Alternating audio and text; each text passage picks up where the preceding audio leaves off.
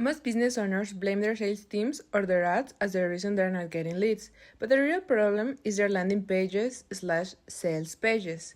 That is actively confusing and stressing out their prospective buyers. Most people don't know that when they're selling to the primitive part of the brain, the lizard brain, if you may. If you want to get more leads that are ready to buy, let me show you 5 changes you can make today to your website, or things you need to consider if you don't already have one. Number 1. Stop giving your buyers too many homework assignments.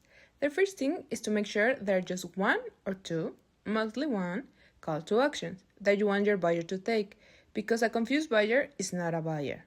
We need to instruct them on what to do next. Book a call, book a demo, fill out a form, give us a call, etc.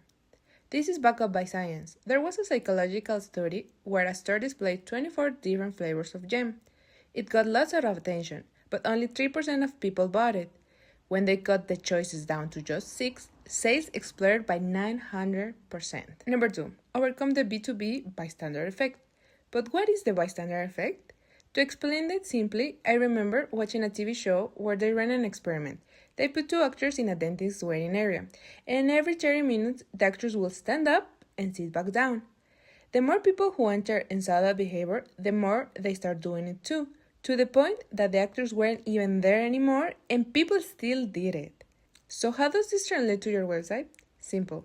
Through reviews and the brands you work with.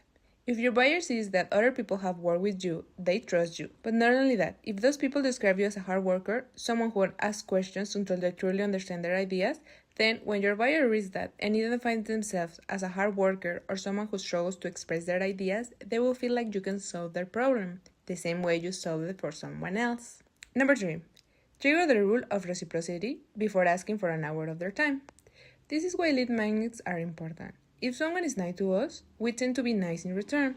We don't like being in debt. Our brain wants to give something back. Think of ways you can give something valuable enough that once they use it, they'll be ready to say yes to your ask. Not just a quick thing that solves nothing, something that really matters. But you need to ask. Don't just put it out a lead magnet and forget about it. Keep your presence fresh, so when they are ready, you are right there to ask. Number 4. Frame your values around loss, not gain. Human beings are biologically wired to hate losing something twice as much as they enjoy gaining it. Look at your website copy right now. If it's filled with generic phrases like scale your business with our innovative solutions, you're missing the psychological mark. Your layout and copy needs to clearly frame the cost of inaction, reminding them of the exact inefficiencies, security risk, or lost revenue they're leaking every single day they delay working with you. Number 5. Speak to the primitive brain in pictures, not paragraph.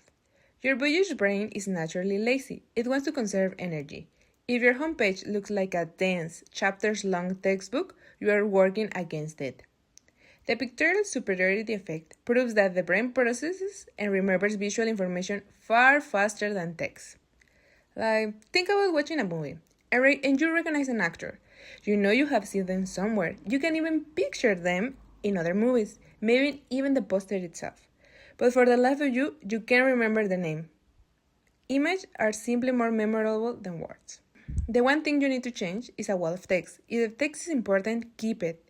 But give your potential buyers breaks, like photos, examples, different kinds of visuals, so it doesn't feel like they're back in high school trying to pass an English class. Take a hard look at your company's website today. Is it structured to trigger these 5 psychological buying patterns, or is it just a clarified expensive corporate brochure that's letting possible clients slip through the cracks? Thank you for listening. I'm pretty new of this. I don't know. This is like an extra thing. I don't know. It's weird having a podcast. Bye.